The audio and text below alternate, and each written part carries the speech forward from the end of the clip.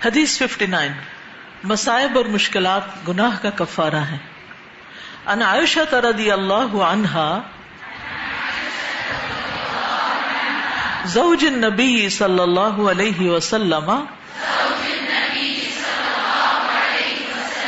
قالت قال رسول اللہ صلی اللہ علیہ وسلم ما من مصیبت تصیب المسلم الا کفر اللہ بها عنہ حتی الشوکۃ یشاکها۔ کتاب المرضی۔ نبی کریم صلی اللہ علیہ وسلم کی زوجہ محترمہ حضرت عائشہ رضی اللہ تعالی عنہا روایت کرتی ہیں، رسول اللہ صلی اللہ علیہ وسلم نے فرمایا، جو مصیبت بھی کسی مسلمان کو پہنچتی ہے، یہاں تک کہ اسے اگر ایک کانٹا بھی چبھ جائے، ایک کانٹا، ایک انجیکشن کی سوئی، تو اللہ اس کے سبب اس سے گناہ مٹا دیتا ہے، گناہ صاف ہونے لگتے ہیں۔ تو نیکسٹ ٹائم اگر کوئی اللہ نہ کرے کسی کو کوئی تکلیف ہو، کوئی سرجری ہو، کوئی ویکسینیشن ہو، کوئی کسی طرح کے بھی ایسی کیفیت سے گزرنا پڑے، تو ساتھ ہی سوچنا شروع کر دیں کہ میری دھلائی ہو رہی ہے، میری صفائی ہو رہی ہے، اور ساتھ یہ بھی دعا کریں کہ اللہ تو رحیم ہے، اس کے بغیر ہی صاف کر دے۔ ایک اور روایت میں آتا ہے، نبی صلی اللہ علیہ وسلم نے فرمایا، مسلمان پر کوئی مصیبت، بیماری، رنج و غم یا تکلیف، یعنی اس حدیث میں تو صرف مصیبت کا لفظ آتا ہے، تو دوسرے حدیث میں آتا ہے مصیبت، بیماری، رنج و غم یا تکلیف یا پریشانی، کوئی بھی ایسی نہیں آتی یہاں تک کہ اگر کانٹا بھی اسے چبھتا ہے تو اللہ اس کے بدلے اس کے گناہ دور کر دیتا ہے۔ تو تکلیف بھی بلیسنگ ان ڈسگائز ہے، تکلیف بھی بندوں پر اللہ کی ایک نعمت ہی ہے، کیونکہ اس کے ذریعے انسان کے گناہ معاف ہو جاتے ہیں۔ ادروائز ان گناہوں کی اگر سزا ملنے لگے تو وہ تو بہت ہی سخت ہوگی۔ تو اس لیے انسان کو اگر کوئی بھی پریشانی ہو، بیماری ہو، غم ہو، تو اس پر انسان کو اللہ تعالیٰ سے ناراض نہیں ہونا چاہیے، بلکہ اس پر بھی شکر ادا کرنا چاہیے۔ ابھی ہم نے پڑھا نا، یعنی تکلیف آنے پر بھی انسان کو شکر ادا کرنا چاہیے۔ اور ایک بات یہ بھی یاد رکھنی چاہیے کہ یہ دنیا مومن کے لیے کیا ہے؟ قید خانہ ہے۔ اس میں اس کو جب تک زندہ ہے مسلسل آزمائشوں کا سامنا ہے، کوئی نہ کوئی امتحان اندر سے یا باہر سے آتا ہی رہے گا۔ اور آپ نے یہ بات تجربے میں دیکھی ہوگی کہ انسان ہمیشہ اس دنیا میں خوش رہ ہی نہیں سکتا، ایک دن خوش ہوتا ہے تو دوسرے دن غمگین ہوتا ہے، ایک دن کوئی چیز اس کے پاس آتی ہے تو دوسرے دن نہیں آتی، ایک دن کوئی شخص اس کے ساتھ بہت اچھا ہوتا ہے، اگلے دن وہی اس سے لڑائی کر رہا ہوتا ہے۔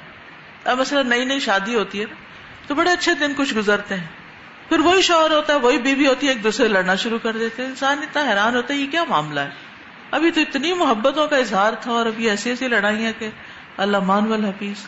تو یہ دنیا میں ہر آن تبدیلی ہو رہی، ہر لمحے چینج آ رہا ہے، دل کے جذبات میں تبدیلی آتی ہے، باہر کے حالات میں آتی ہے، موسموں میں آتی ہے، ہماری سوچوں میں آتی ہے، لوگوں میں آتی ہے۔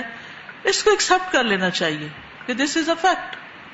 اور پھر جو بھی نئی سچویشن ہر روز کھڑی ہوتی ہے تو اس بارے میں انسان کو پہلے سے ہی اینٹیسپیٹ کرنا چاہیے کہ یہ تو ہونا ہی تھا، یہ تو آنا ہی تھا، کیونکہ اللہ تعالیٰ نے قرآن مجید میں کہا وَلَنَبْلُوَنَّكُمْ بِشَيْءٍ مِّنَ الْخَوْفِ وَالْجُوعِ وَنَقْصٍ مِّنَ الْأَمْوَالِ وَالْأَنفُسِ وَالثَّمَرَاتِ، کہ ان چیزوں کے ساتھ تو ہم ضرور امتحان لیں گے، آزمائیں گے، تو یہ تو ہونا ہی ہے۔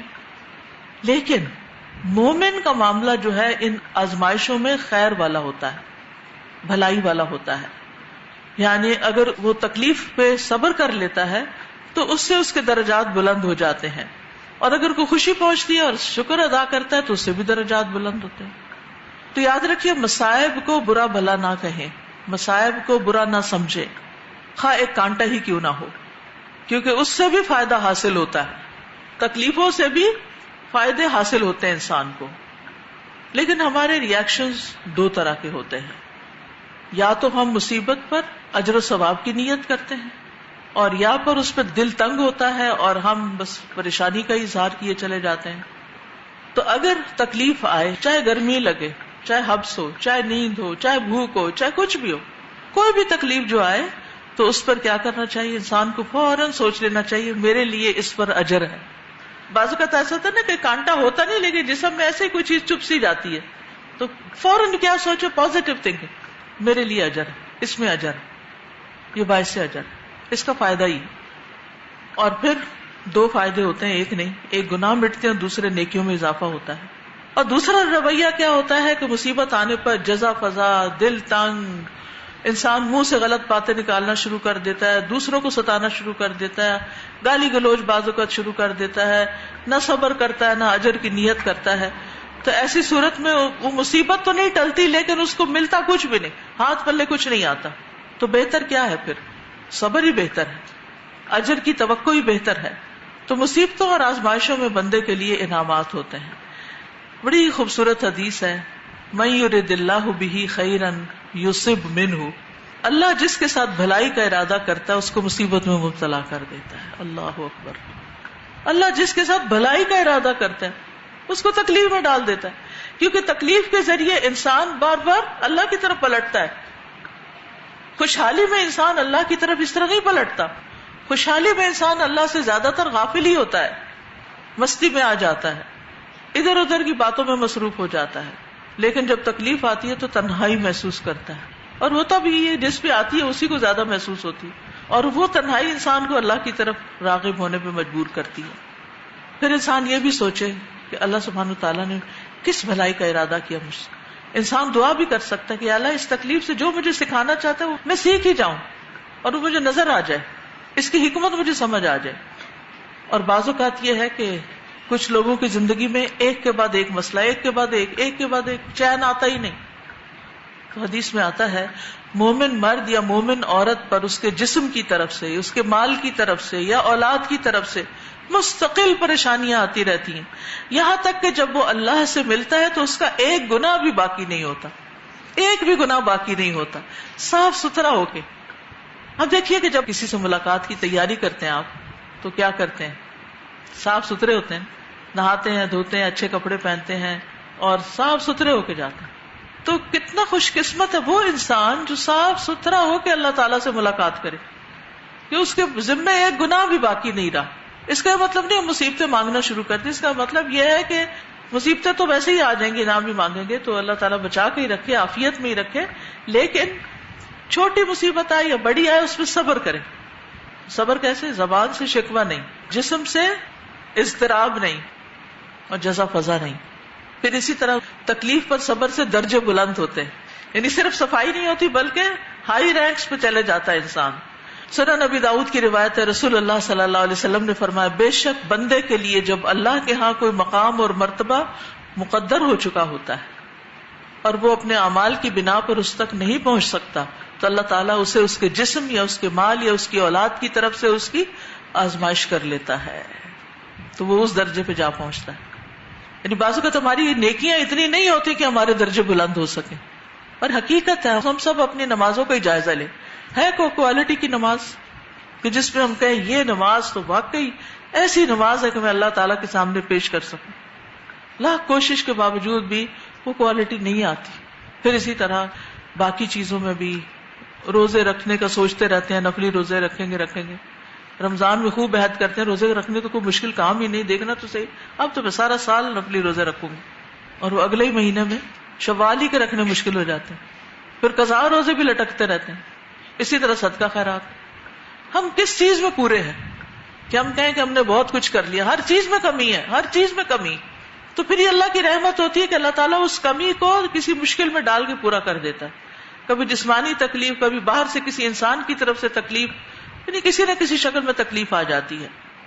پھر جتنی بڑی آزمائش اتنا بڑا اجر, اور پھر قیامت کے دن اتنا بڑا اجر کہ دوسرے لوگ تمنا کریں کہ کاش ہم بھی اس مشکل سے گزرتے اور ایسا ہی اجر پاتے.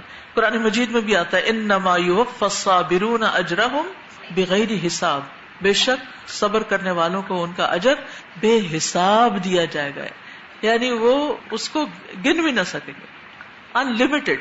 ٹھیک ہے جی, ابھی جیسے آپ نے بات کی نا کہ انسان کامل نہیں ہو سکتا اور اللہ تعالیٰ کی ذات صرف اور صرف سارا کا سارا کمال اللہ کے لیے, اس کی بہترین مثال سورۃ الملک ہے. اور اس میں ہم پڑھ رہے تھے کہ الذی خلق الموت والحیات لیبلوکم ایکم احسن عملا. تو بظاہر موت تو ہمیں شر لگتی ہے، کوئی بھی مرنا نہیں چاہتا، لیکن اللہ تعالیٰ نے موت کو زندگی سے پہلے ذکر کر کے ہمیں ایک ٹارگٹ دے دیا ہے کہ ہماری آزمائش بھی ہے اور کون ہم میں سے بہترین عمل کر رہا ہے. تو احسن عملہ کے اندر مختلف جو معنی بتائے گئے ہیں ان میں سے ایک معنی یہ تھا کہ ایکم ارضی بقضائہ واصبر علی بلائہ، کہ تم میں سے کون سب سے زیادہ اللہ کی قضاء پر راضی ہونے والا اور اس کی آزمائش پر سب سے زیادہ صبر کرنے والا، وہ اس کا عمل سب سے آسان ہے. السلام علیکم استاذہ، میں اپنا ایک پرسنل ایکسپیرینس شیئر کرنا چاہتی ہوں. میں لاسٹ ایئر یہاں سے ٹی کیو کری تھی تو مجھے کڈنی پرابلم تھا. تو جب یہاں ہم یہی آیات پڑھے تھے صبر صبر اور صبر کی، تو جب ڈاکٹر نے مجھے بتایا کہ آپ کی کڈنیز اب فیل ہو گئے، تو جو انسٹنٹ میں سے جملہ نکلا وہ یہ نکلا کہ ان اللہ مع الصابرین. اور پھر گھر میں بھی مطلب ماما بہت شوق ہوتی تھی، پریشان ہوتی تھی، تو میں ان کو اس طرح کہتی تھی کہ نہیں، ہمیں بازیاں بتاتی ہیں اللہ تعالیٰ کہتے ہیں اللہ کی رضا میں راضی ہونا چاہیے، صبر کرنا چاہیے. تو اب یہ تھا نا کہ ایک کانٹا بھی چبھے. تو جب میں ڈائلسس اسٹارٹ ہوئے تو میں اللہ تعالیٰ سے یوں دعا کرتی تھی کہ اللہ تعالیٰ میں تیرے چہرے کا دیدار چاہتی ہوں، اس کے بدلے جو مجھے تکلیف ہے. اور اللہ نے اتنا فضل کیا، اتنا کرم، کہ دل میں ایک سکون تھا، ایک توکل تھا کہ کوئی بے چینی نہیں تھی کہ انشاءاللہ اللہ کی حکمت ہوگی، اللہ بہتر کرے گا، اللہ بہتر. اور اب الحمدللہ اللہ کا فضل ہے کہ میرا آپریشن کامیاب ہو گیا، میں دوبارہ سے آ گئی. پھر پریشانی بھی ہوتی تھی کہ پڑھائی رہ گئی. تو اس میں پھر یہ جب میں گھر میں ہی تھی تو یہ کتاب المرضى چل رہی تھی بخاری کی، تو میں سنتی تھی. تو پھر میں ایک دم خوش ہو گیا، میں نے کہا نہیں اجر بڑھ رہا ہے، کوئی بات نہیں، پریشانی نہیں کرنی. میں اپنا ایک ایکسپیرینس شیئر کرنا چاہتی ہوں کہ 2 سپتمبر کو یہاں پہ کلاس تھی پہلی میری، اور 1 سپتمبر کو میں واش روم میں صبح اتنے زور سے گری کہ میرا یہ پورا ماتھا نیچے لگا اور میرا یہاں پہ، میں جاتے ساتھ سو گئی، نہ کسی کو بتایا نہ کسی سے کچھ کہا، اور میں پورا دن مطلب لیٹی رہی. میری ماما گھر میں نہیں تھی، تو اس وجہ سے میرے ادھر سارا خون جم گیا، جس کی وجہ سے میں پوری رات ایسی تھی کہ میں پاگل ہو گئی ہے، بچہ پاگل ہو گیا کہ نہ اسے سنائی دے رہا ہے نہ اسے دکھائی دے رہا ہے، کہ وہ اپنے ماں باپ کو بھی نہیں پہچان پا رہا. تو جب میں ڈاکٹر کے پاس گئی تو انہوں نے میری ناک کے اندر 2 انجیکشن لگائے تھے کہ میں اس قابل بھی نہیں رہی تھی کہ میں اگلے دن آ سکوں یہاں پہ. جو میرے والد صاحب ہیں وہ اتنے مجھ سے بہت محبت کرتے ہیں کہ وہ اتنے پریشان ہو گئے تھے، لیکن میری ماما نے یہ کورس کیا ہوا ہے، لیکن میری ماما ہمت نہیں ہاری. میری ماما نے کہا کہ میری بیٹی ٹھیک بھی ہوگی اور کل کلاس بھی لے گی انشاءاللہ. تو جب پوری رات میری ماما میرے سرہانے بیٹھی رہی اور دعائیں کرتی رہی اور میں اگلے دن بولنے کے قابل ہو گئی، اور مجھے سمجھ آنے لگا. ڈاکٹرز نے کہا کہ یہ آپ کی بیٹی نہیں کچھ کر سکتی. ابھی بھی میرے ماتھے پہ یہ نشان ہے کہ ڈاکٹرز نے بالکل کہا کہ آپ کی بیٹی اب بالکل دماغی طور سے چلی گئی. تو جب میرے پاپا رو کے بہت پریشان تھے، وہ بھی بیمار ہو گئے. تو میری ماما جب ہم آنے لگے نا، تو اگلے دن جب میں نے کہا میں جاؤں گی، میں اس قابل تھی کہ میں اٹھ سکتی تھی، تو مجھے میرے وین والے انکل نے بھی ڈچ کر دیا. انہوں نے کہا کہ اب میں نے وین ہی ختم کر دیا تو اب آپ نہیں آ سکتی، تو آپ اب میرے پاس کنوینس کا بھی حال نہیں.